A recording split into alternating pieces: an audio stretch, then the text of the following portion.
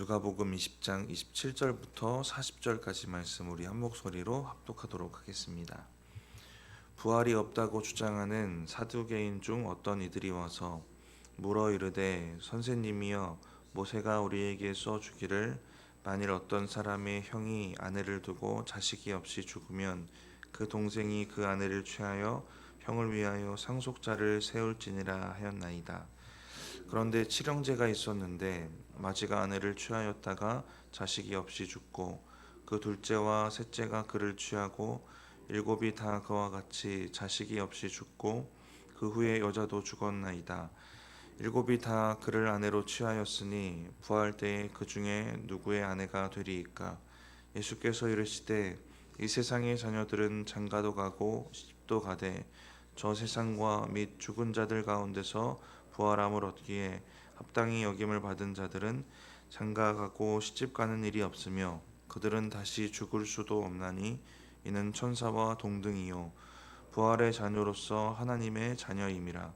죽은 자가 살아난다는 것은 모세도 가시떨기에 관한 글에서 주를 아브라함의 하나님이요 이삭의 하나님이요 야곱의 하나님이라 칭하였나니 하나님은 죽은 자의 하나님이 아니요 살아있는 자의 하나님이시라.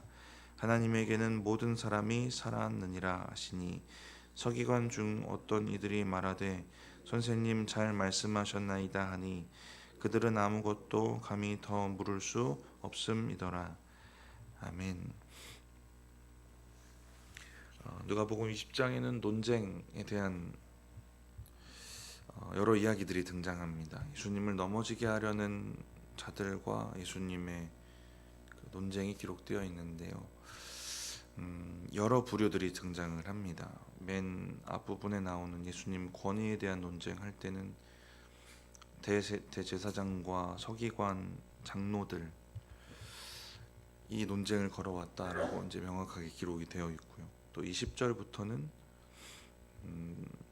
마태복음에는 분명하게 밝히는데요. 바리새인들인데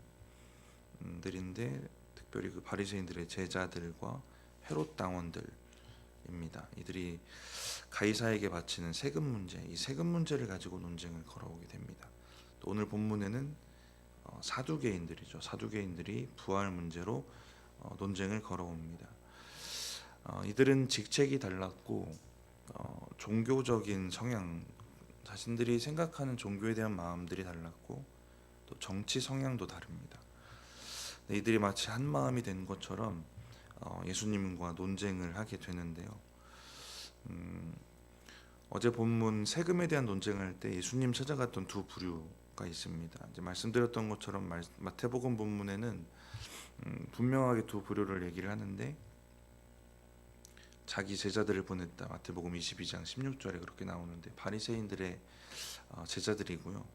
이들이 헤롯 당원들과 함께 예수께 보내어졌다라고 얘기를 합니다.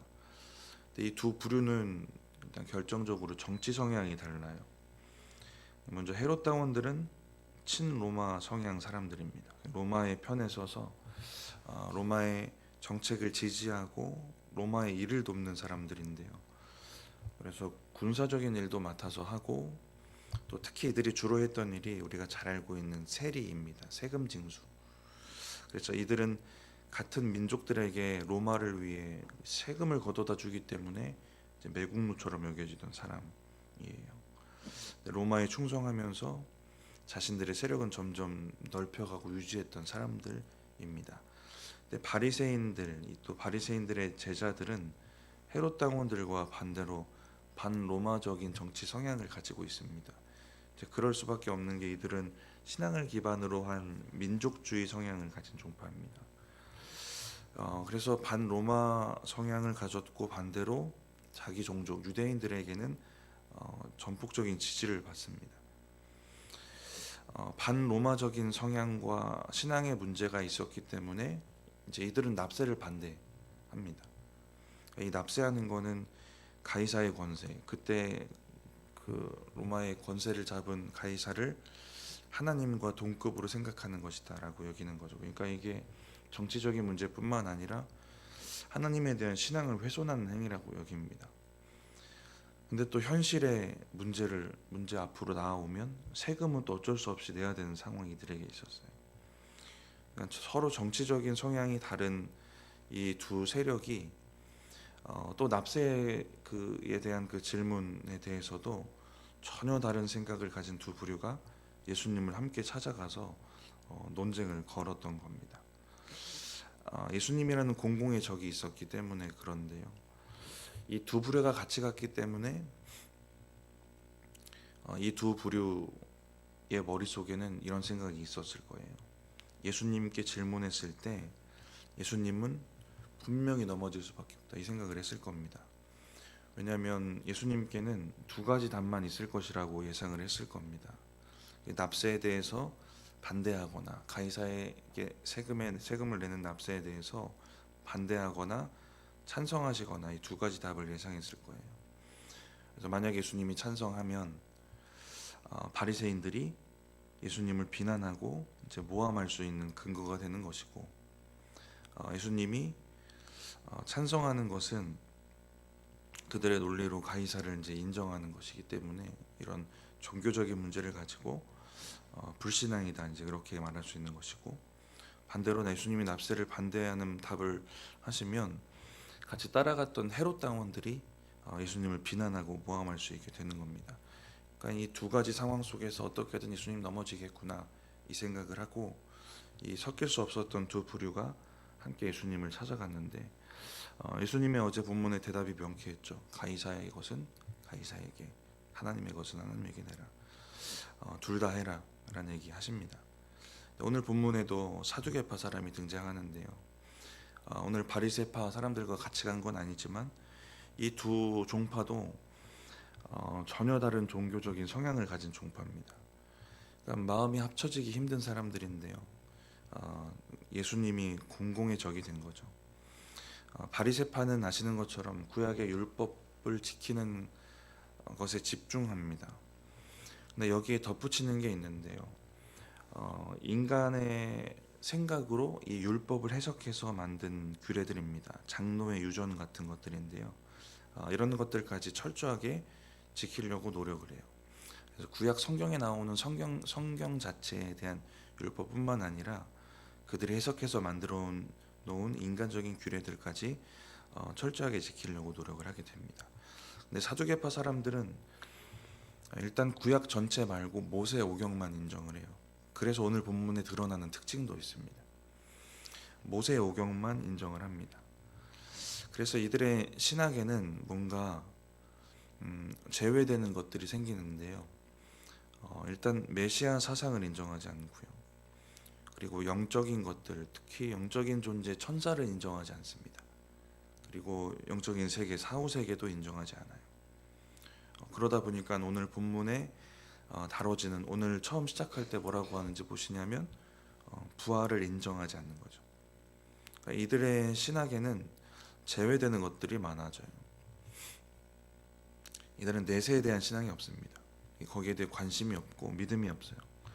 그래서 반대로 커져버린 마음이 뭐냐면 현세에 대한 마음입니다. 사두개파 사람들은 현실주의자들이고요. 그래서 이들은 되게 높은 지위를 가졌고 제사장 계열 사람들인데 종교적으로 또 로마와 결탁해서 자기 세력들을 가지고 있었던 되게 귀족 같은 사람들입니다. 현실 속에서 자기의 이익을 챙겼던 사람들이에요. 현세의 삶에 집중합니다. 세속적인 사람들이죠. 그래서 정치적인 성향도 말씀드린 것처럼 로마와 가깝게 지내는 친로마 성향의 사람들이었습니다. 이렇게 종교적이나 또 종교적으로나 정치적으로나 다른 부류의 사람들이 예수님을 향해 논쟁을 걸어오게 됩니다. 예수님은 이 논쟁들을 다 받아주세요. 여기서 오는 또 은혜도 있는 거죠. 이들을 무관심이나 포기 뭐 이런 마음으로 이들을 대하신 건 아닙니다. 끝까지 논쟁의 모양을 해서라도 이들이 논쟁 걸어왔으니까 대답을 주셔서 이들이 그래도 끝까지 구원받기를 원하시는 기회를 주고자 하셨던 마음도 있는 겁니다. 근데 오늘 본문을 보면 이제 사두개파 사람들이 논쟁을 걸어오는데 부활에 대한 얘기입니다. 27절 보니까 부활이 없다고 주장하는 사두개인 중 어떤 이들이 와서 이렇게 시작이 됩니다. 28절부터 이들의 질문이 시작이 되는데 성경을 조금만 정확히 알아도 초등학생도 안 할 만한 질문하는 거죠. 이스라엘의 그 계대 결혼, 형제가 죽으면 다른 형제가 그 형제의 대를 이어주는 그 계대 결혼에 대한 것을 가지고 질문을 하게 됩니다. 그러니까 7형제가 있었는데 첫째가 결혼했다가 자식이 없이 죽고, 둘째가 그 계대 결혼을 하고, 셋째가 하고, 또 넷째가 하고, 다섯째가 하고 쭉 하다가 7째까지 했는데 자녀 없이 죽고 또 그 아내마저 죽으면 부활했을 때 누구의 아내가 될 것인가 하는 질문입니다. 이들에게는 이게 난제라고 생각을 했을 것이고, 이런 난제가 있기 때문에 부활이 없다라고 말하고 싶었을 거예요. 예수님이 명확한 답을 주시는데 34절부터 우리 36절까지 한번 다시 읽어보겠습니다. 예수께서 이르시되 이 세상의 자녀들은 장가도 가고 시집도 가되 저 세상과 및 죽은 자 가운데서 부활함을 얻기에 합당히 여김을 받은 자들은 장가가고 시집가는 일이 없으며 그들은 다시 죽을 수도 없나니 이는 천사와 동등이요 부활의 자녀로서 하나님의 자녀임이라. 예수님이 말씀하시는 하나님의 나라, 부활하는 자들, 부활했을 때 그들이 살아갈 하나님의 나라는 이 땅의 원리와 전혀 다른 세상이다라는 게 전제죠. 그러니까 하나님 나라에 대한 지식이 없는 상태인 거예요. 관심도 없고, 사두개인들은. 예수님은 하나님이 세우실 그 나라, 부활한 자들이 들어갈 그 나라에는 결혼이 필요하지 않다라는 말씀을 주십니다. 하나님이 이 땅에 결혼 제도를 만드신 중요한 목적은 인류의 보존이거든요. 인류의 보존에 위기가 생겼어요. 선악과 사건 때 인간이 죽게 되는 겁니다.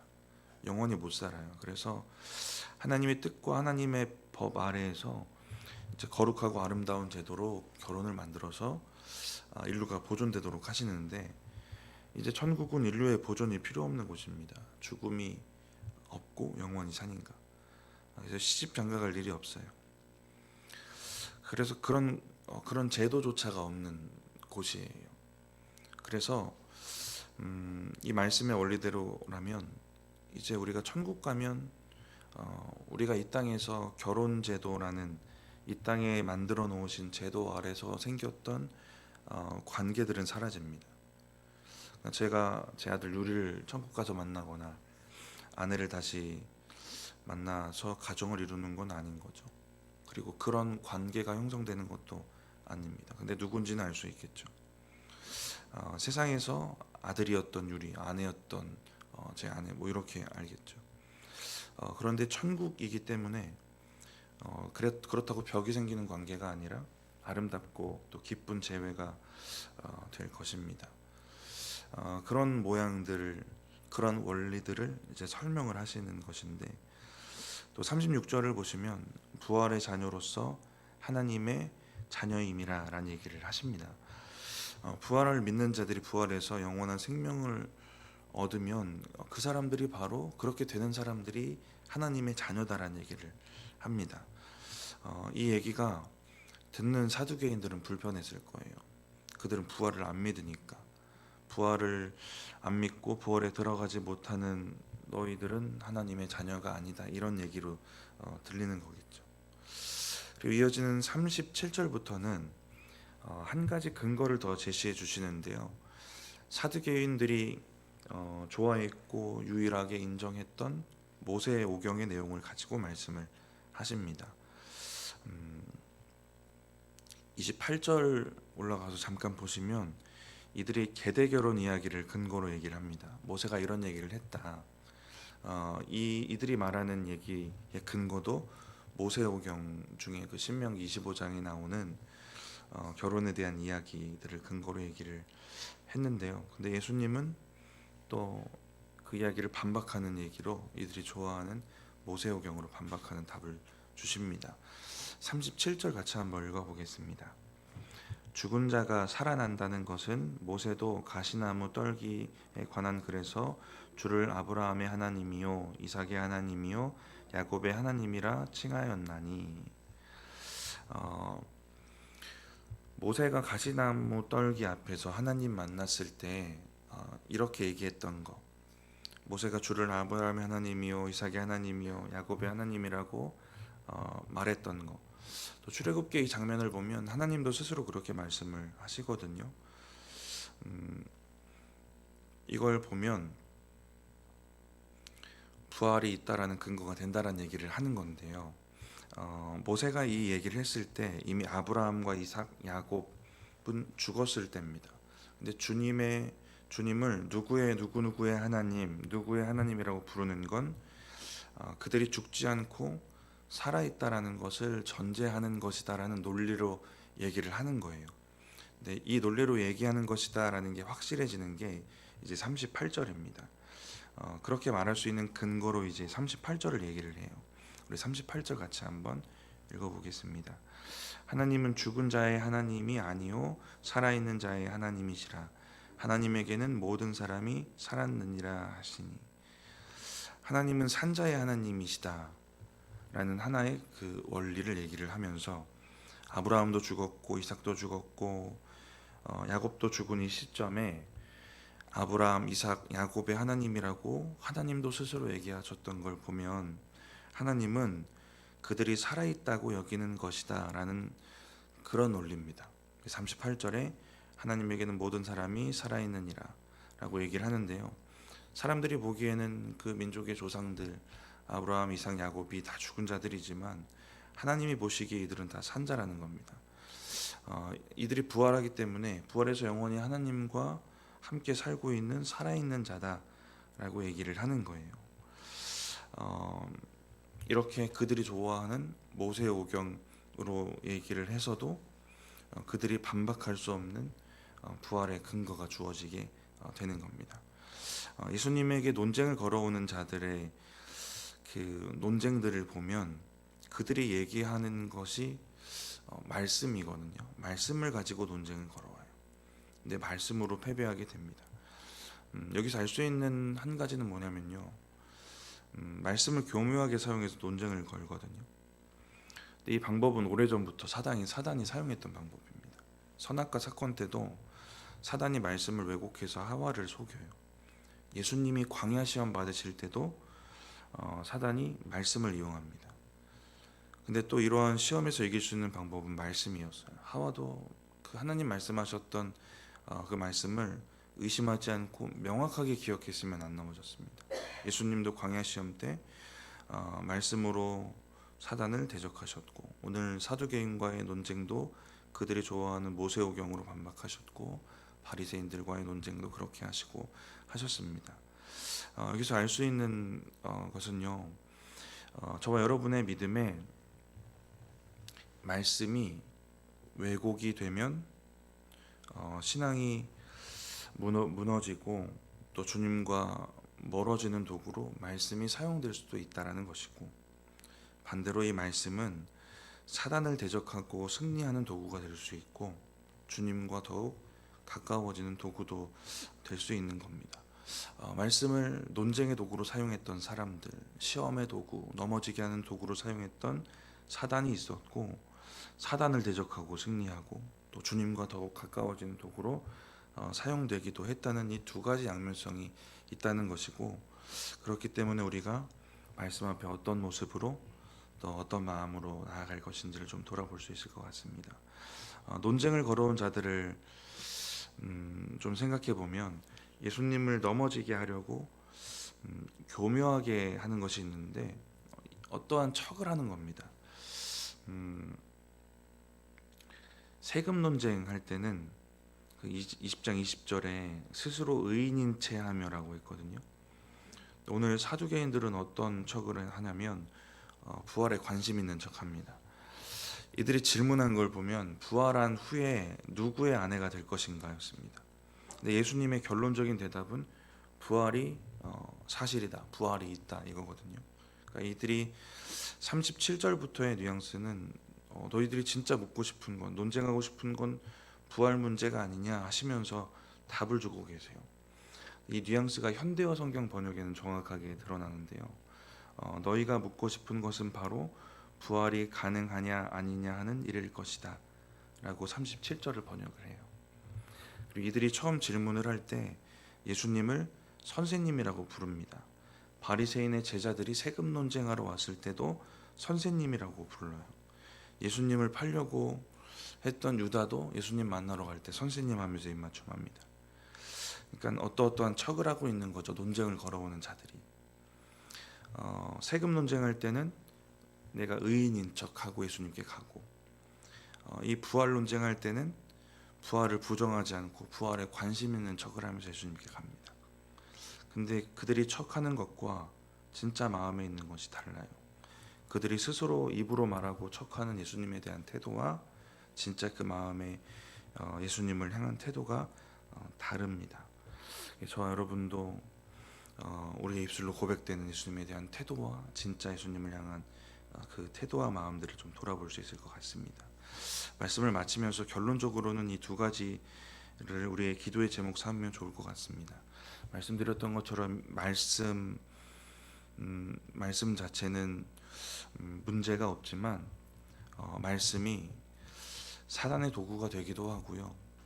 또 논쟁을 걸어오는 논쟁의 도구가 되었습니다.